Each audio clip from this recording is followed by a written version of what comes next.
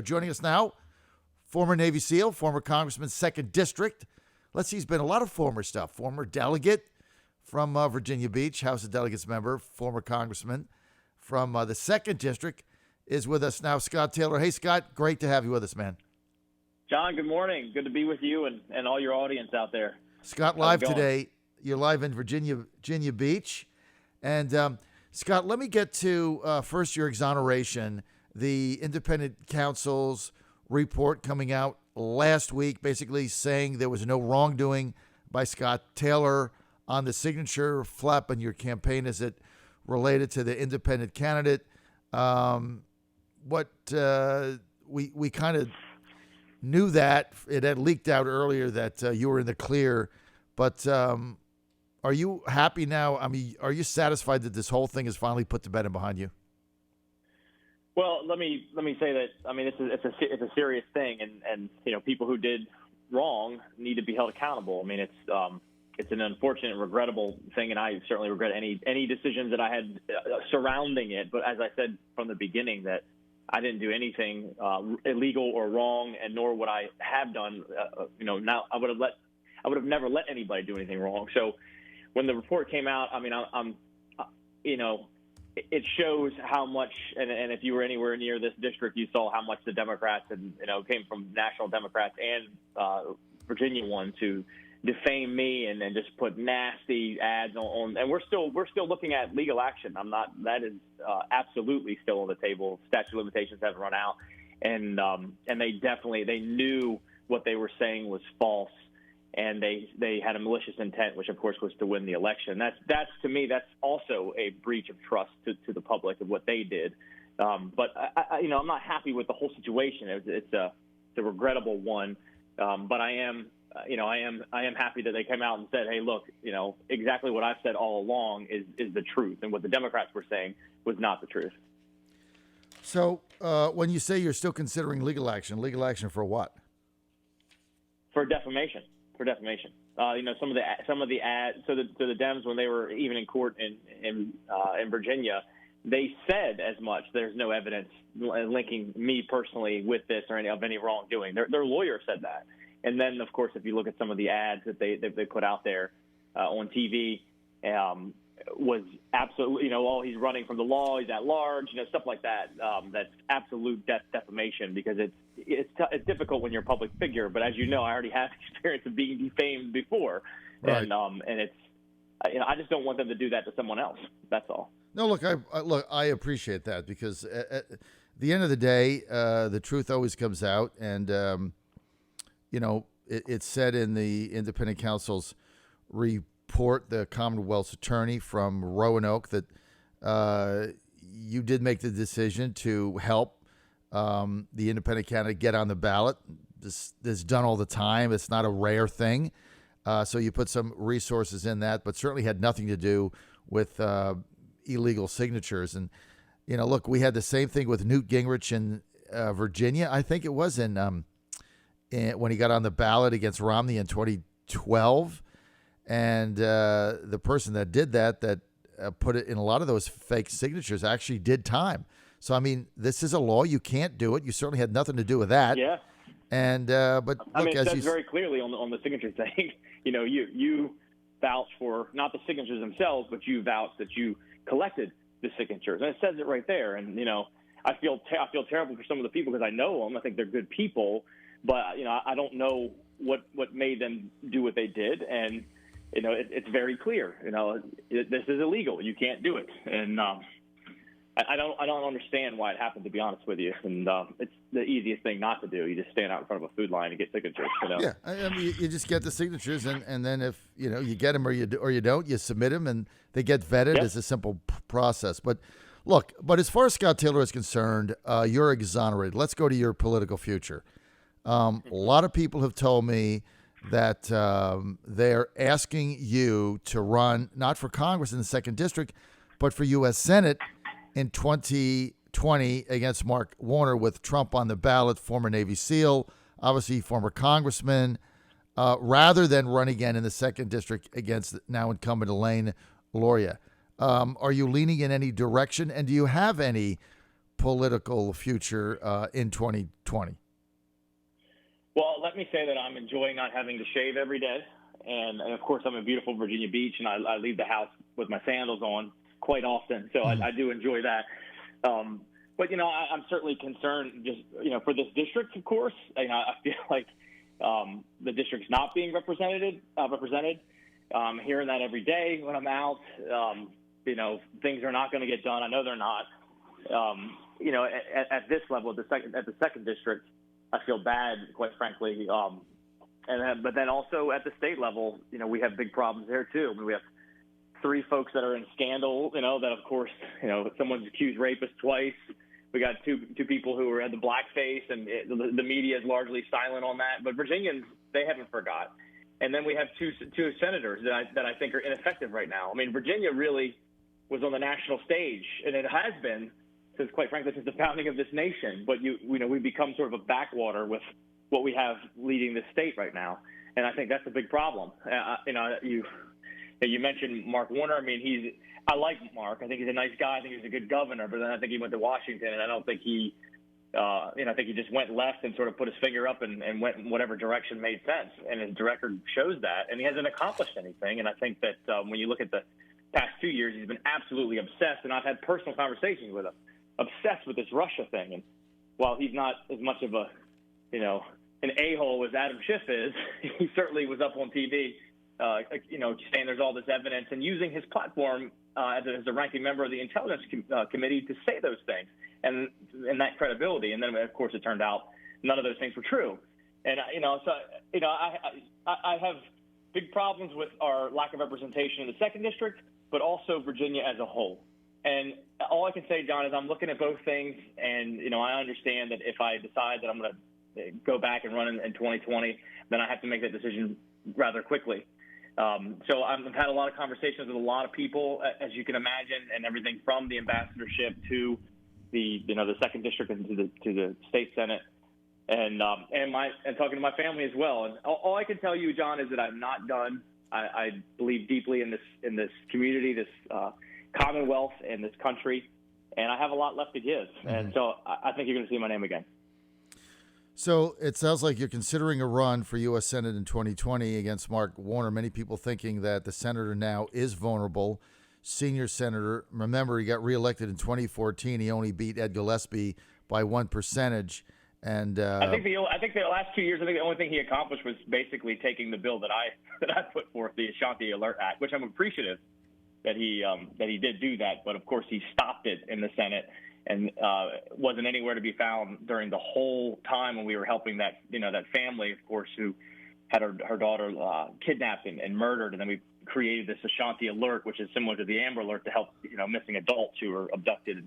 He was nowhere to be found until the very end, where the bill was in the Judiciary Committee in the Senate. Grassley had already approved it. Blumenthal was going to be the patron. It was going straight to President Trump's desk to be signed, and then he stopped it and took it from Blumenthal to basically get credit for it.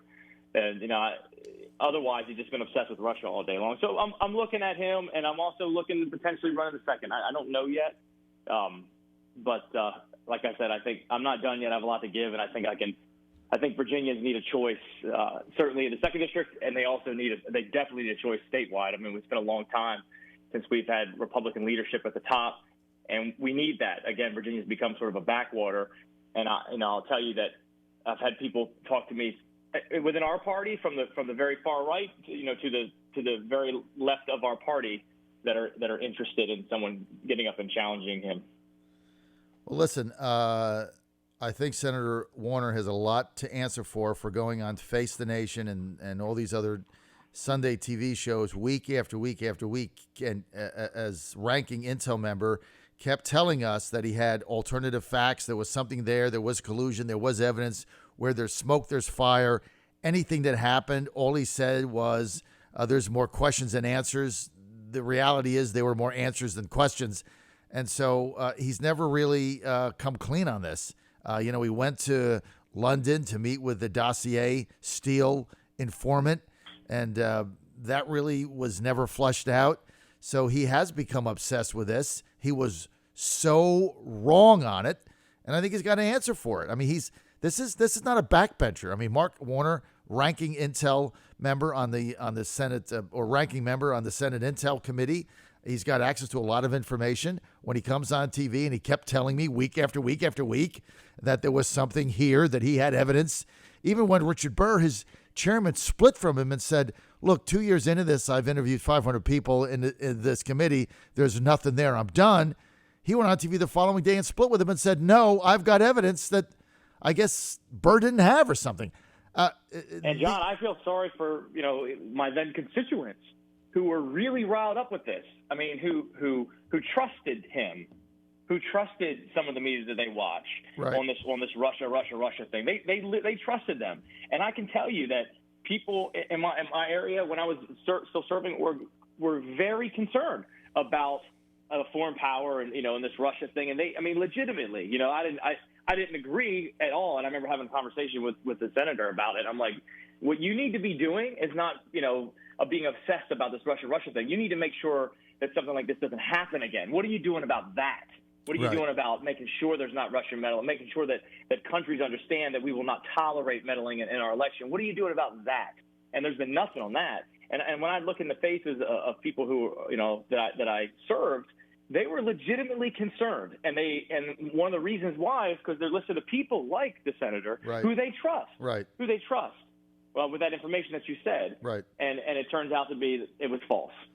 Look, I'm one of those people. I'm one of those constituents who also happen to be in the media. I mean, I take Mark Warner very seriously, or certainly I had. And when he would get on, Jake Tapper or whatever shows he did week after week after week and kept telling me as ranking Intel member that there was something there, you're taking him seriously, and he had nothing. And I think he's got an answer for that. And look, I know you got a lot of options. And I don't know what other candidates might be in the 2nd district that might want to run against Elaine Gloria. I think that's a seat that the Republicans can certainly win back. I mean, I've never had her on my show. I've never met her. We've called her campaign and her, 50 times, no response. I mean, if she jumped in my lap and called me daddy, honestly, Scott, I wouldn't know who she is. So I have absolutely no idea who. That's sort of the word on the street around here is, there's nothing happening, nothing there. It's not showing up. Right. I remember the town hall. Oh my God! They were crazy protests. If you're not doing a town hall, there's been like one small little meeting that she had. At this point, I think we had 3 huge ones where you had people organizing protests at that time. Right. It's exactly what we said it was going to be, quite frankly. Yeah. Well, listen. I know whether it's me or someone else, I'm hopeful that we have better representation in 2 years. I hope you run for U.S. Senate. That would be my choice because I think we need somebody at the top of the ticket that can rally a lot of people in Virginia. And, having lost 15 statewide races in a row, it's going to have a strong candidate with a strong campaign and a strong message.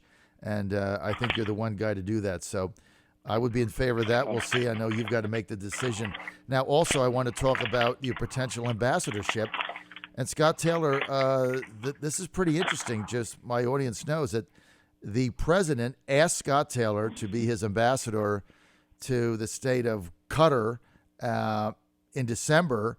And I guess with Sig-Gate, the thing just kind of died on the vine, as many of these potential nominations do. Then I heard 3 weeks ago from reliable sources inside the State Department that you are now back as a top candidate for U.S. ambassador to Qatar. What is the status of this? I really don't have an update on any of that stuff. On the ambassadorship. If yes, you're right. The president told me twice about it, and it'd be a huge honor, of course, to serve the country in that capacity. And I would do it. How do you say no to something like that? I'd do it in a heartbeat. So I don't know what the status is. I will say more broadly. I think I don't know. I know there's some issues there has been some issues with Dems sort of obstructing and the Senate for pushing ambassadors. And then, to be fair, there's probably some stuff internally in the White House too. I think it's important for the country that we have these ambassadors put in place, especially in the middle. When you talk about the Middle East, and I know you want to speak about Iran. Status is a big deal over there. So when you don't have an ambassador in an embassy, you have a charge d'affaires, the number 2. And while the charge is, can manage the embassy and lead it when absent of an ambassador, they can't get on the phone with the stature and, call the emir or call the king or call, whoever's in charge. And that's a problem. They want to see, those countries want to see a Senate confirmed ambassador there. And that it's important for us to have there. So I think it's at the moment right now where when you look at the Middle East, where there are a lack of ambassadors in most of those nations, that's bad for our country. And if that hiccup is coming from the Dems, the Republicans, I don't really care. The reality is for our nation, we need to get those ambassadors confirmed and sent over there so that we have representation, especially right now with this escalating situation with Iran.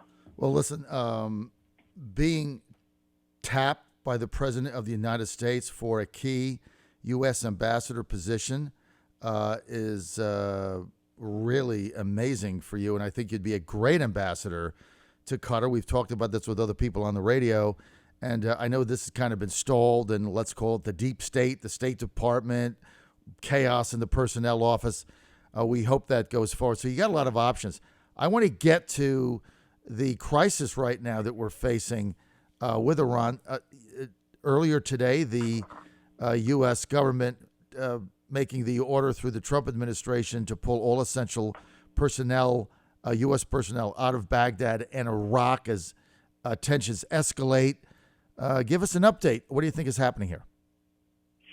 Well, from what I understand, within Iraq, there was some U.S. intel reporting showing that some of the militias, the Shia militias that are backed by Iran, were allegedly placing rockets in a dangerous position where U.S. troops were housed. So I think the Secretary Pompeo warned Iraq, quite frankly, and said, "Hey, you got to rein these guys in because we're not going to stand for our folks to be in harm's way, even on Iraqi soil."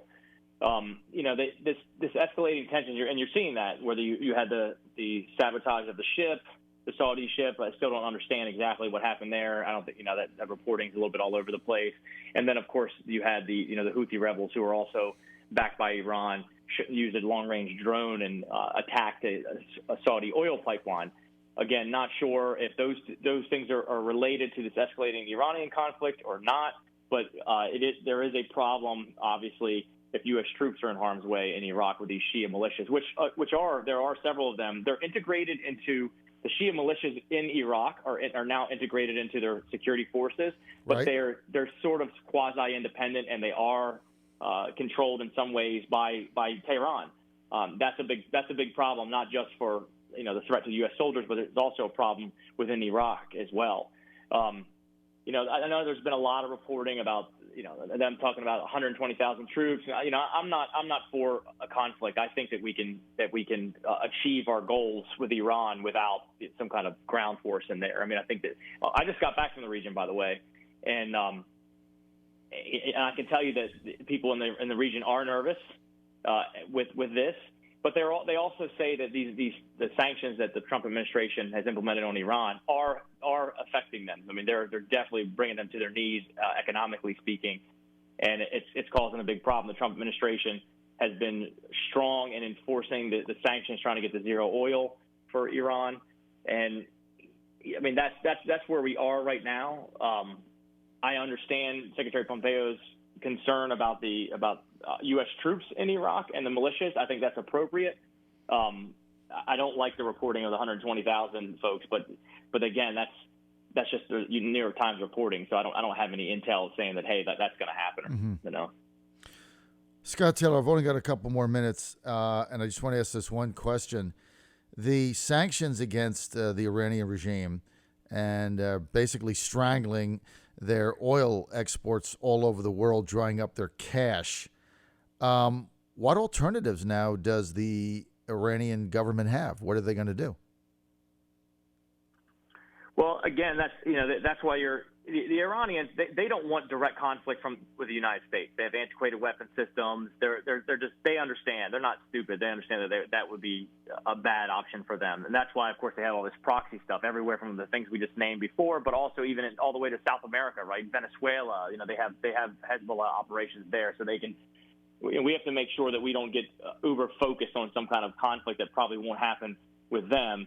But all the stuff that they do on as proxies, which is what they're really good at. They're still trying to evade the sanctions, of course, but we're trying to use the sanctions, these economic sanctions, to create behavior that's acceptable to the world community, like not going after a nuclear bomb. The Obama administration, when they had the Iran deal first strategy, they also left all these gaps, created vacuums that actually contributed to the expansion of ISIS, right? So right. we have to make sure that our goals are being reached via these economic sanctions. Yes, the threat of force is one thing that's there. And I know we don't have a lot of time, but you know where I stand with that, with the AUMF and all those things. Yes, sir. Yeah. So I think that the Trump administration has been strong there, and I know that he'll get criticized for what they're doing as proxies. But I can tell you, in the region as a whole, the Trump administration is doing a hell of a lot better job than the Obama administration, from the perspective of the countries that are there. Bottom line, I got to go. Scott Taylor, number 1, exonerated in Sig-Gate. Number 2, considering a run for U.S. Senate or U.S. Congress. Number 3, he's been asked to be the U.S. ambassador in the Gulf to the state of Qatar. He's accepted, and that nomination is floating around somewhere in the deep state. No one knows exactly where it is. But now that he's been certainly exonerated, that's an option. So we're going to see him somewhere. Maybe we'll be calling him Ambassador Taylor or Senator Taylor. We don't know. Scott, great to have you with us. Thanks for the analysis. I got to roll. John, just Scott. All right, Scott's good. Scott Taylor, thank you.